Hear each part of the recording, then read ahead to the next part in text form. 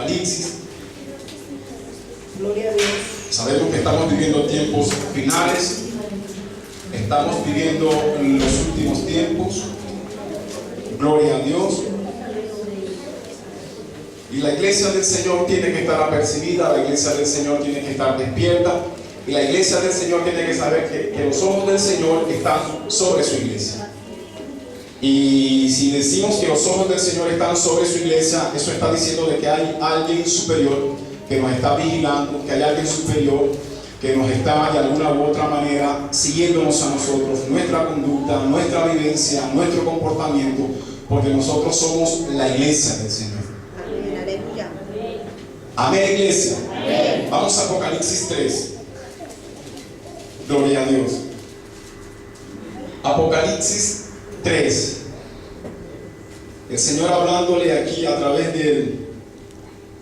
del último de los apóstoles que caminó con el Señor, como fue Juan, el único que murió por años. Y no murió como el resto de los apóstoles de la manera que murieron. Muchos de ellos murieron decapitados, otros con sus pies levantadas, desollados, otros arrastrados, otros crucificados como Pedro con la cabeza boca abajo, porque Pedro dijo: no soy digno de morir como murió mi Redentor, mi Señor. Y él dijo: pues yo prefiero que me crucifiquen con la cabeza hacia abajo. Pero quiero decirte que todos ellos murieron de alguna u otra manera por el nombre del Señor. Ese es el gozo que ellos se pueden llevar después de muerto. Gloria a Dios. Pero el gozo nuestro, iglesia del Señor, es que creemos que el Señor va a venir. Gloria sea a nuestro Dios. Y si Dios no viene ahora y nosotros morimos, el gozo nuestro es la esperanza viva en Él. Amén. Ese es el gozo con el que se muere todo cristiano, que sabe que algún día el mismo Dios, con voz de trompeta, dice la palabra de Dios, hará sonar una trompeta. Dice que los muertos en Cristo van a resucitar primero. Y ese es el gozo y la esperanza que uno tiene. Gloria sea a nuestro Dios. Pero Dios a los vivos, a los que están ahora caminando sobre la faz de la tierra, de alguna u otra manera tiene que hablarles, tiene que apercibirles, tiene que hacerle un toque o un llamado de atención. Porque los hijos de Dios, en la iglesia del Señor, no puede caminar ni andar de cualquier manera. La iglesia del Señor tiene unos patrones de conducta.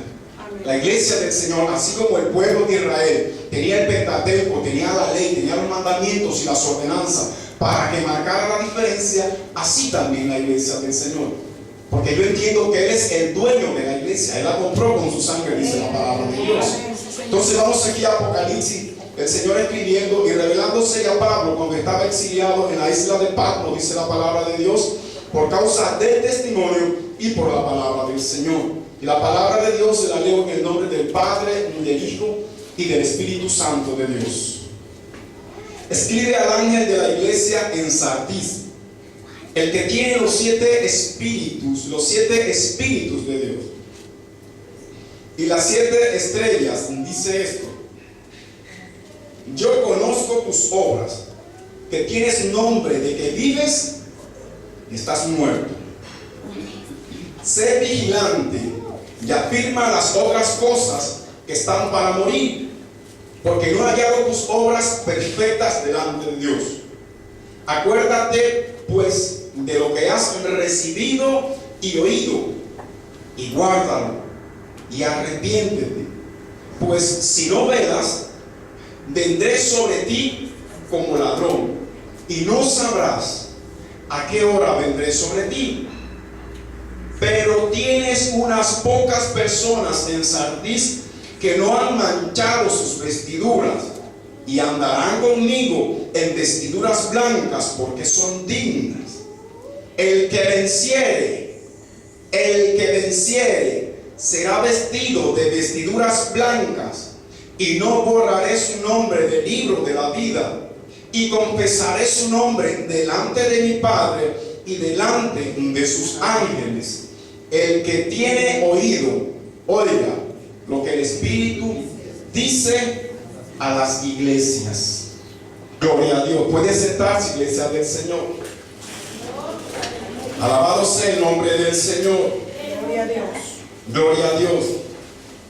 El libro de Apocalipsis tiene una bienaventuranza para aquellos que leen y para aquellos que guardan la palabra de Dios. En Apocalipsis 1:3 dice: bienaventurado el que lee y los que oyen las palabras de esta profecía y guardan las cosas que en ellas están escritas, porque el tiempo está cerca, dice en Apocalipsis. Entonces, cuando usted lee esta palabra, usted es una persona dichosa, una persona alegre, una persona feliz de alguna u otra manera, porque se va a enterar del mensaje que hay a través de este libro, a través de esta escritura.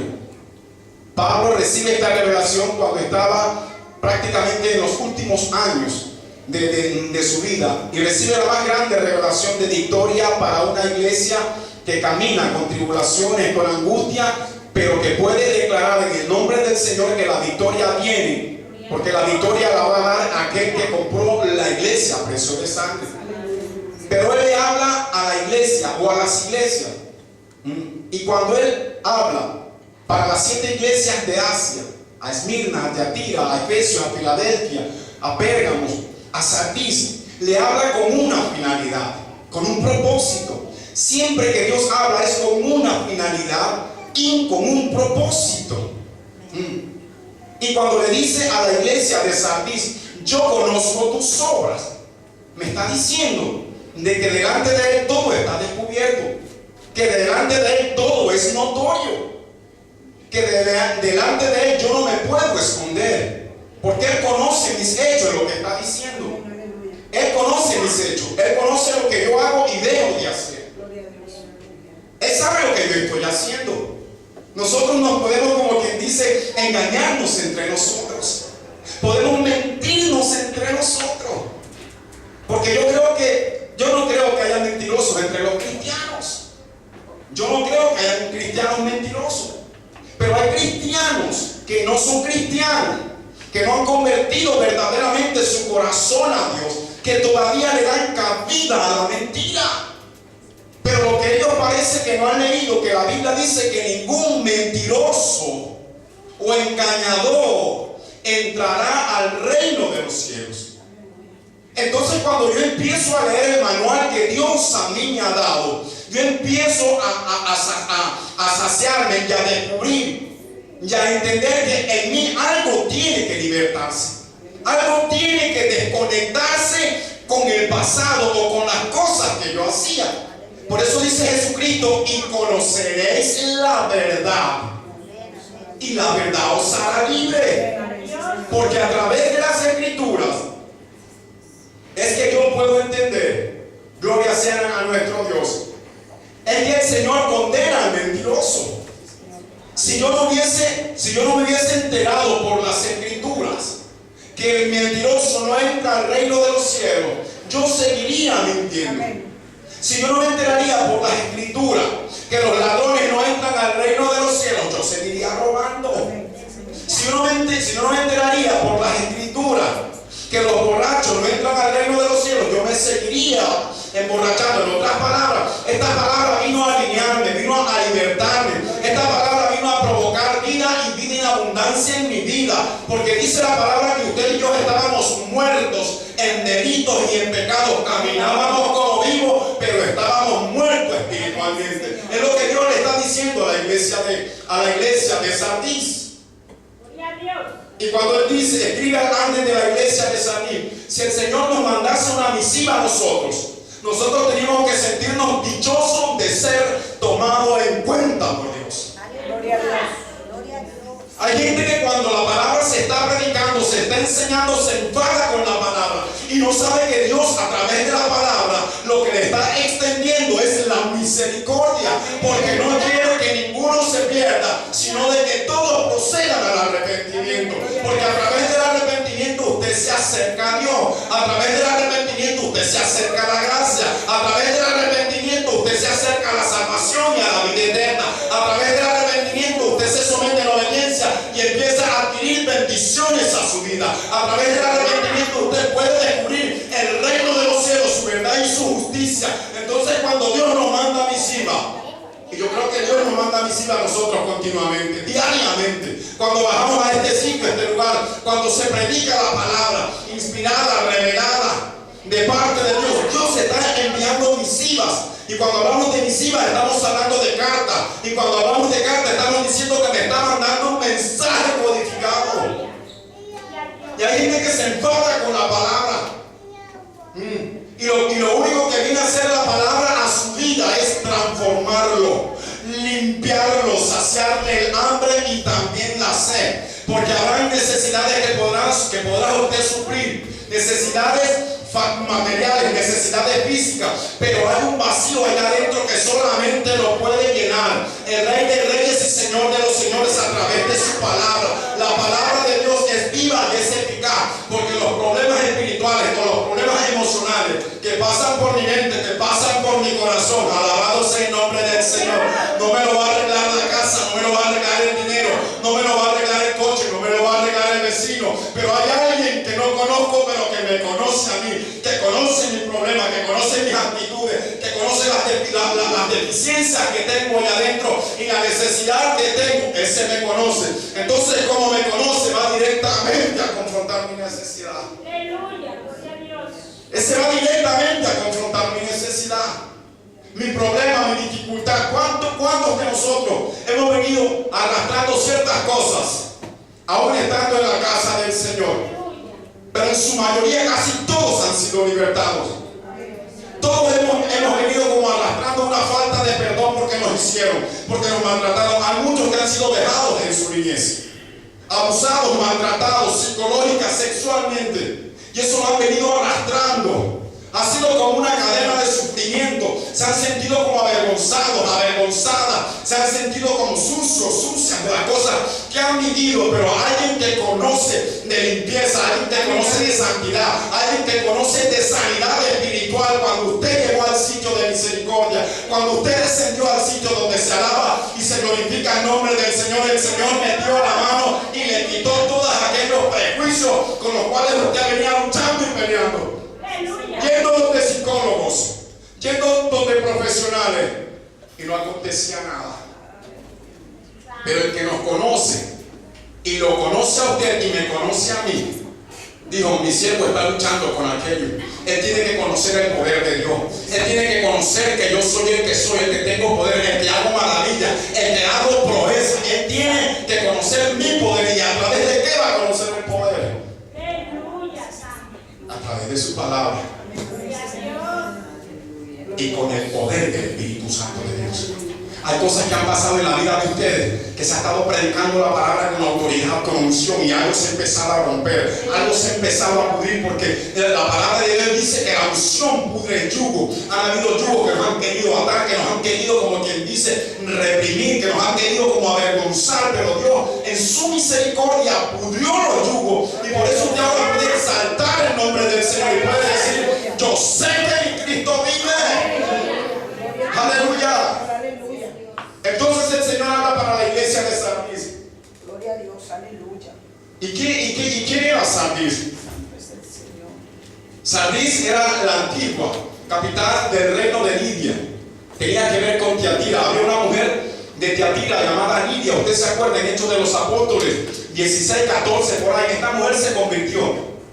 Era gentil esta mujer, pero esta mujer se convirtió. Esta mujer vendía telas púrpuras y todas esas. Se convirtió ella, se bautizó ella, se bautizó su descendencia, se bautizaron sus hijos, sus familiares. Gloria sea a nuestro Dios. Entonces esta mujer era de este sitio, de este lugar. Y Sardis era una ciudad muy afamada. Los habitantes de Sardis eran gente que se enorgullecían por su ciudad, porque tenían una acrópolis, que era un sitio bien amurallado, y ellos decían: nadie podrá entrar a este lugar, porque este acrópolis está bien vallado, bien amurallado. Tanto así que la ciudad más o menos quedaba desde el nivel del valle hasta donde estaba edificada, tenía unos 450, 460 metros de altura. Entonces ellos decían: nosotros estamos protegidos, nadie nos va a tocar, nadie va a poder entrar allí a la acrópolis. Pero resulta que dos conquistadores entraron a ese lugar, porque ellos estaban dormidos. no estaban vigilando. Y entonces el Señor toma todo este tipo de cosas que pasaron en Sardis para hablarles y para despertarlos. En Sardis había mucho paganismo, mucha idolatría, pero allí había una iglesia. Pero la iglesia tiene que marcar la diferencia. La iglesia del Señor tiene que marcar la diferencia, iglesia. La iglesia del Señor no puede contaminarse. La iglesia del Señor no puede, como que dice, acomodarse a las circunstancias. La iglesia del Señor tiene que marcar la diferencia en medio de las circunstancias. Por eso es que el Señor le dice a la iglesia de Sardis: gloria sea a nuestro Dios. Escuche lo que le dice. Escribe al ángel de la iglesia en Sardis, el que tiene los 7 espíritus. Cuando hablamos del número 7, estamos hablando de la perfección y las 7 estrellas. Dice esto: yo conozco tus obras, que tienes nombre de que vives, pero estás muerta. Y eso me hace pensar a mí, y yo meditando y pensando en el mensaje, yo decía: es que tenemos 2 vidas nosotros, iglesia. Pastor, ¿cómo es que tenemos 2 vidas? Tenemos una vida física y tenemos una vida espiritual. Entonces hay gente que tiene o está viviendo físicamente, pero que su vida espiritual está cortada, que su vida espiritual está muerta, que su vida espiritual ya no tiene relación con el Espíritu Santo de Dios, porque se ha acomodado a las circunstancias. Gloria sea a nuestro Dios. Entonces por eso el Señor le dice: tienes nombre de vivo o tienes nombre de viva, pero dice: estás muerto. Usted sí se ha dado cuenta, iglesia del Señor, que hay gente que parece que usted los ve lleno de fuego, que parece que usted los ve lleno como de eso, como de ímpetu, de servir y de estar allí. Pero eso es simplemente, iglesia del Señor, eso es simplemente como un espejismo. ¿Y eso qué es, pastor? Esto es cuando usted, como quien dice, tiene vigor, tiene fuerza, cuando todo marcha bien. Pero las cosas no es simplemente cuando marchan bien, sino también cuando marchan mal, iglesia del Señor. Os parece ser de que solamente tenemos vida cuando las cosas están saliendo como nosotros deseamos y se las hemos pedido a Dios. Pero cuando las cosas no están saliendo como nosotros deseamos ni como se las hemos pedido a Dios, parece que se trunca allí nuestra vida con el Señor. Y allí es donde mucha gente está fallando, cuando corta su relación con el Señor. Y parece que usted lo ve caminando con una tranquilidad y todo, Dios te bendiga, todo va bien, gloria a Dios y aleluya, pero su relación con Dios está truncada, está cortada. En otras palabras, ha muerto su relación para con Dios. Y yo me tengo que cuidar de que mi relación para con Dios no esté muerta. Y el Señor, que conoce mis obras, me está diciendo a mí, iglesia del Señor: tienes pinta de vivo, pero estás muerto, en otras palabras. ¿Y sabe por qué el Señor le dice: pero estás muerto, en otras palabras? Algo estaba pasando con la iglesia de Sardis. Algo estaba pasando con la iglesia de Sardis. Por eso es que el Señor le hace un llamado de atención. Le dice: tienes nombre de vivo, pero estás muerto. Y después le dice: sé vigilante.